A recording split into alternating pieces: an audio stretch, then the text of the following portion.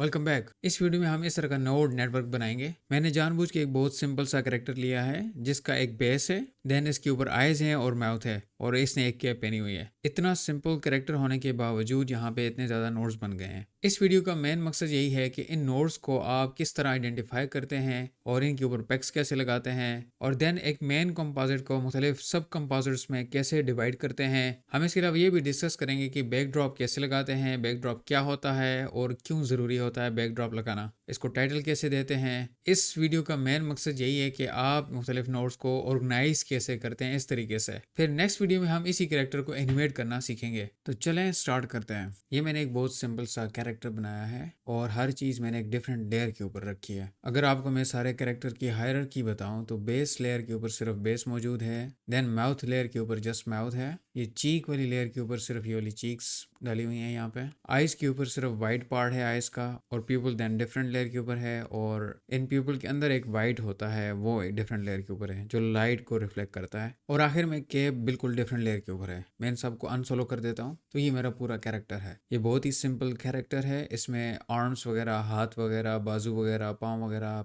Clothing वगैरह कुछ भी नहीं है। फिर भी यहाँ पे देखें कितनी ज़्यादा लेयर्स हैं, और यहाँ पे अगर आप देखें नोड व्यू में तो इसमें नोड्स कुछ इस तरह के हैं। जब आप ड्राइंग करते हैं तो नोड्स बिल्कुल इसी तरीके से बेतरतीबे होते हैं। अभी इन सारों को तरतीब देने के लिए मैं यहाँ पे इन सारों को सिलेक्ट कर लेता हूँ। ये सारे नोड्स, ये सारी लेयर्स यहाँ पे सेलेक्ट हो चुकी हैं, और यहाँ पे आके ये मुख्तलिफ बटन होते हैं इनको ऑर्गेनाइज करने के लिए। मैंने फर्स्ट वाला बटन यहाँ पे चूज़ कर दिया है, और यहाँ पे फिर मुझे ऑप्शन पूछ रहा है कि किस तरीके से मैं ऑर्गेनाइज करना चाहता हूँ। ये वैल्यू 5 बहुत बड़ी है, मैं यहाँ पे आखिरी वाली वैल्यू को 1 कर देता हूँ वर्टिकल स्पेसिंग, और बाकी स्पेसिंग डिफॉल्ट के साथ ही मैं ओके कर देता हूँ। जैसे ही मैंने ओके किया तो देखें यहाँ पे ये खुद ब खुद ऑर्गेनाइज होके मेरे पास आ चुके हैं। और अगर 2 दबा के मैं यहाँ पे जूम इन करूँ तो ये जो सबसे टॉप लेयर है वो यहाँ पे राइट पे मौजूद है, और उसी तरतीब से इसने यहाँ पे मेरे लिए हर चीज़ अलाइन कर दी है। ये कैप वाली लेयर सबसे ऊपर है, और देन यहाँ पे बेस वाली लेयर सबसे नीचे है, तो इसी तरतीब से इसने यहाँ पे ऑर्गेनाइज करके मुझे दे दिया है। हम पहले ये डिस्कस कर चुके हैं कि हम जब भी एनिमेट करते हैं तो हम पैक को एनिमेट कर रहे होते हैं, तो इन सारों को हमने एनिमेट करना है। तो इसके लिए मुझे हर लेयर के ऊपर एक पैक चाहिए होगा। पैक ऐड करने के बहुत सारे तरीके हमने अभी तक डिस्कस कर लिए हैं। एक तरीका तो यही है कि आप यहाँ पे जाएं, लेयर को सिलेक्ट करें और देन यहाँ पे क्लिक करें तो उसका पैक ऊपर उसके ऐड हो जाता है, जो कि यहाँ पे भी लग चुका है, हमें नज़र नहीं आ रहा। मैं यहाँ पे इसको अगर जूम इन कर लूँ यहाँ पे तो देखें ये वाला पैक यहाँ पे ऐड हो चुका है। मैं शिफ्ट एम दबाता हूँ तो मेरा ये व्यू दोबारा रीसेट हो जाएगा। तो अभी कैप लेयर के ऊपर इसका पैक ऐड हो चुका है। यहाँ पे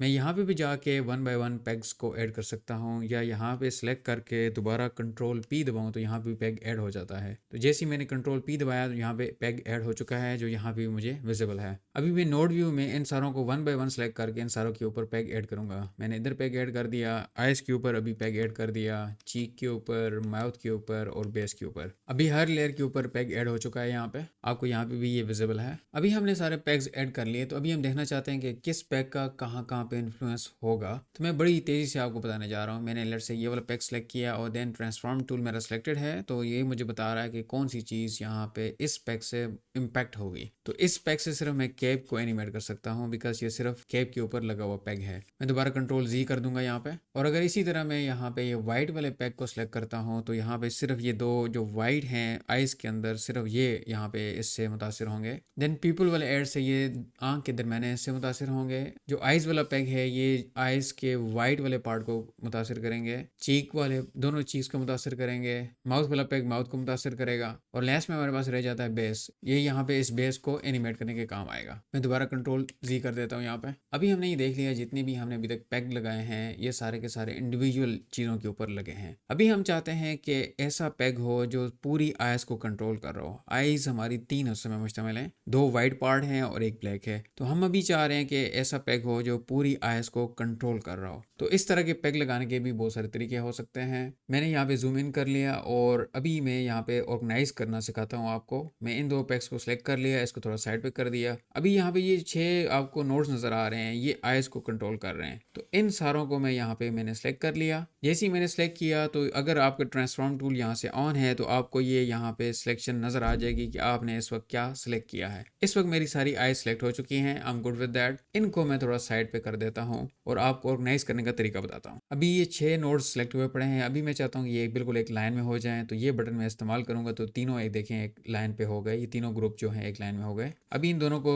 सिलेक्ट करके मैं एरो कीज के जरिए इनको करीब करीब कर देता हूँ। इन दोनों को सिलेक्ट करके एरो कीज के जरिए मैं यहाँ पे इनको करीब कर देता हूँ। अभी तीनों ये लाइन में आ चुके हैं। मैं चाहता हूँ कि ये हमेशा इकट्ठे रहें और जब भी मूव करें तो इकट्ठे मूव करें। तो ऐसा करने के लिए यहाँ पे एक टूल अवेलेबल होता है नोड व्यू में, जिसे हम बैकड्रॉप कहते हैं। तो अभी हम उसको ऐड कर देते हैं। मैं इन सारों को सिलेक्ट करता हूँ। इन 6 के 6 नोड्स को मैंने सेलेक्ट कर लिया। यहाँ पे गया, इंसर्ट में जाके ये यहाँ पे अवेलेबल है बैकड्रॉप। अगर अभी आप यहाँ पे देखें तो इनके बैकग्राउंड पे एक रेक्टेंगल ऐड हो चुकी है। इसको हम बैकड्रॉप बोल रहे होते हैं। बैकड्रॉप होता क्या है और क्यों होता है? बैकड्रॉप, इस रेक्टेंगल को हम बैकड्रॉप कह रहे होते हैं कि आपने किसी भी नोड या ग्रुप ऑफ नोड्स को सिलेक्ट करके आप इनके बैक पे एक रेक्टेंगल लगा लेते हैं, जिसको आप नेम भी दे सकते हैं, इसका कलर भी चेंज कर सकते हैं।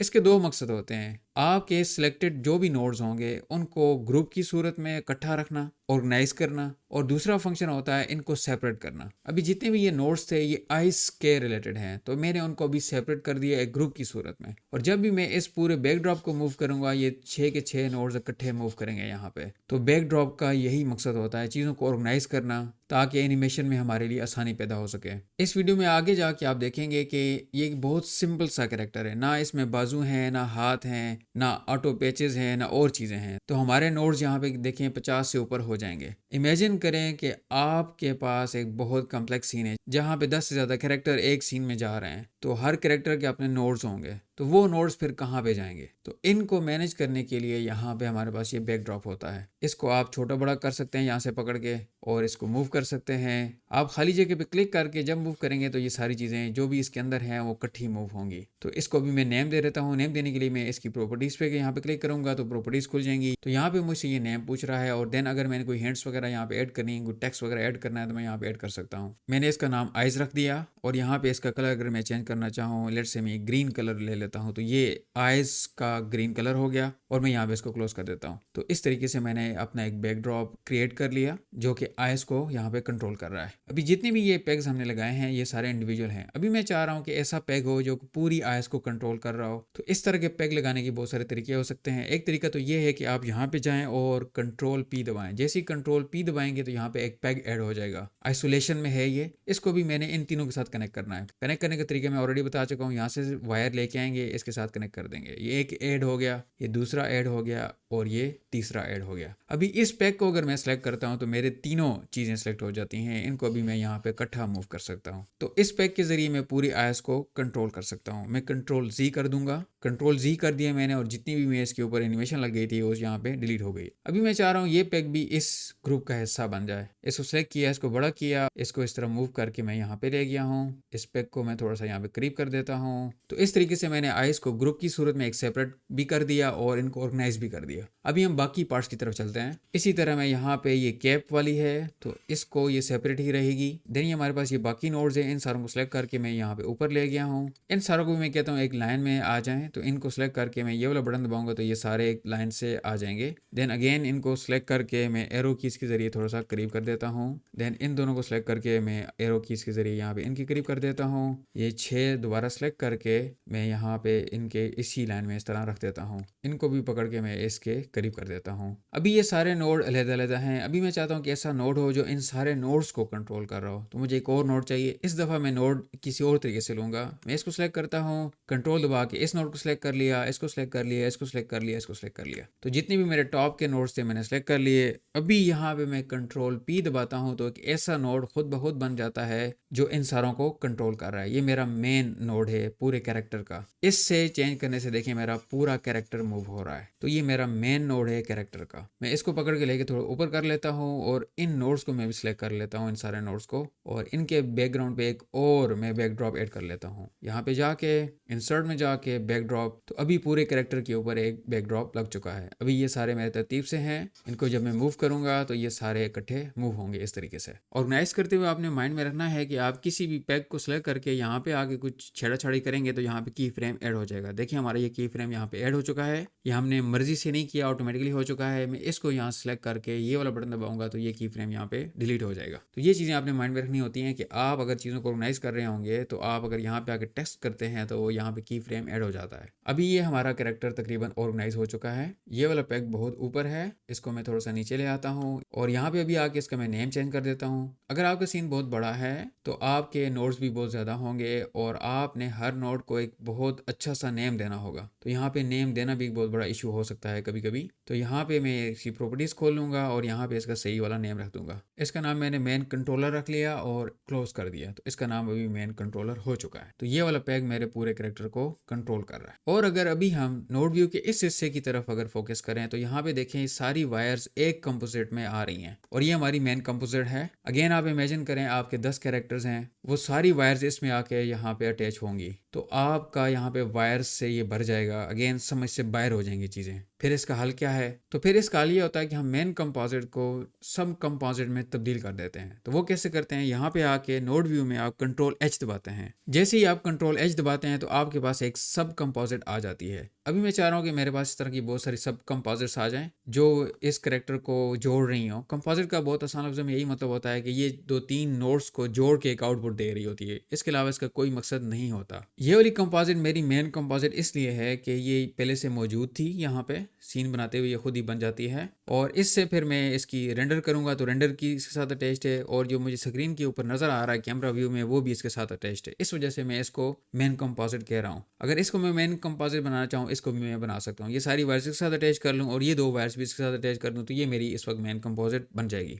तो ये मेन और सब कंपोजिट का लॉजिकली ये मतलब होता है। अभी मैं चाह रहा हूँ आईएस की कंपोजिट ये हो जाए तो यहाँ पे ये वायर कटर है, मैं इसको लेके इन तीनों वायर्स के ऊपर फेरूंगा तो ये तीनों वायर्स यहाँ से कट जाएंगी। तो अभी इन तीनों को मैं इस कंपोजिट के साथ जोड़ूंगा और देन इस कंपोजिट को फिर मेन कंपोजिट के साथ जोड़ दूंगा। दोबारा कटर के ऊपर क्लिक करूंगा तो ये गायब हो जाएगा। अभी आईएस की मैं कंपोजिट अलग कर रहा हूँ। मैंने आईएस को इस तरह कर दिया। तरतीब यहाँ पे आपने नहीं भूलनी। ये वाला वाइट जो है ये सबसे ऊपर है, मैं इसको लेफ्ट पे अटैच करूंगा। ये पीपल देन उसके बाद है, देन ये आईएस का जो वाइट वाला बड़े वाला हिस्सा है वो सबसे बाद में। अगर आपने यहाँ पे तरतीब गलत कर दी तो ये चीज़ें यहाँ पे इस तरह गलत हो जाएंगी बिकॉज ये मैंने वायर्स यहाँ से काट दी थी। अगर यहाँ पे आप देखें तो वो मुझे नज़र नहीं आ रहा बिकॉज मेन कंपोजिट के साथ जहाँ से हमारा व्यू आ रहा है उसके साथ ये लाइन्स या कि केबल्स अटैच नहीं है। इसको जैसे मैं यहाँ पे आके अटैच करूँगा तो देखें यहाँ पे आईएस मुझे दोबारा नज़र आ गई। अगेन यहाँ पे अटैच करने के लिए आपने तरतीब यहाँ पे बहुत ज़रूरी है, लेफ्ट टू राइट। जो लेफ्ट होगा वो टॉप पे होगा, जो राइट पे होगा वो बॉटम पे होगा। तो अभी मैंने मेन कंपोजिट को सब कंपोजिट के जरिए डिवाइड कर दिया है। अगेन मेरे लिए आसानी हो गई है। आसानी के लिए इसका नेम भी मैं यहाँ पे चेंज कर देता हूँ। यहाँ पे कर देता हूँ आईएस और आगे मैंने सी लिख दिया,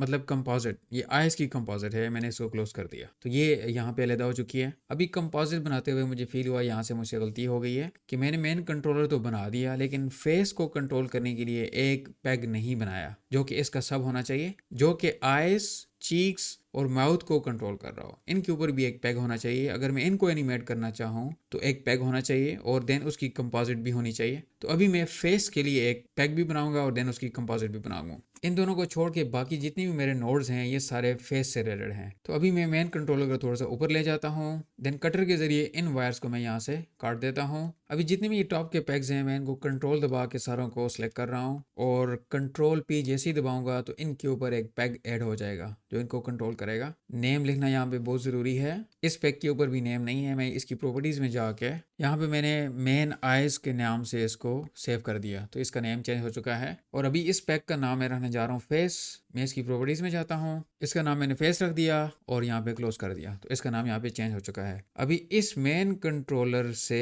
इसकी एक वायर लेके आता हूँ जो इसको कंट्रोल करेगी। तो अभी ये वाला जो पैग है मेरा फेस को कंट्रोल करेगा। यहाँ पे आप देख सकते हैं ये पूरे फेस को यहाँ पे कंट्रोल कर रहा है सिवाय कैब के। तो अभी मेरे फेस का ये पैग बन चुका है। अभी मैंने फेस वाले पैग को भी इसी बैकड्रॉप का हिस्सा बना दिया। अभी मैं चाहता हूँ कि एक सब कंपोजिट बने जो कि पूरे फेस के लिए एक कंपोजिट के तौर पे काम करे। तो कंपोजिट लेने के लिए कंट्रोल एच, मैंने कंट्रोल एच दबाया तो यहाँ पे मेरी कंपोजिट आई। इसको पकड़ के मैं यहाँ पे ले आता हूँ। कटर के जरिए इन वायर्स को मैं काट देता हूँ, यहाँ पे इसको भी काट देता हूँ। तो अभी इन सारे नोट्स को मैं इसके साथ अटैच करूँगा। इसको सिलेक्ट करके यहाँ पे तरतीब बहुत ज़्यादा ज़रूरी है। बेस सबसे नीचे है, उसके ऊपर माउथ है, चीक्स कर दी, देन आइस को सबसे टॉप पे कर दिया। तो ये मेरी सब कंपोजिट है। इस कंपोजिट को मैंने यहाँ पे अटैच कर दिया कैप से नीचे। तो इस तरीके से यहाँ पे ये वाला हिस्सा भी क्लीन हो गया और मेरा कैरेक्टर ज़्यादा ऑर्गेनाइज हो गया। और अभी मैं बैकड्रॉप को पकड़ के यहाँ पे थोड़ा सा और बड़ा कर देता हूँ ताकि ये इसको भी इसमें शामिल कर ले। तो ये इस तरीके से यहाँ पे शामिल हो गई है। अभी ये सारी चीज़ें इकट्ठी मूव होंगी और इकट्ठे तरीके से ऑर्गेनाइज होंगी। ये मेरा मास्टर कंट्रोलर है जिसमें मेरा पूरे का पूरा कैरेक्टर है।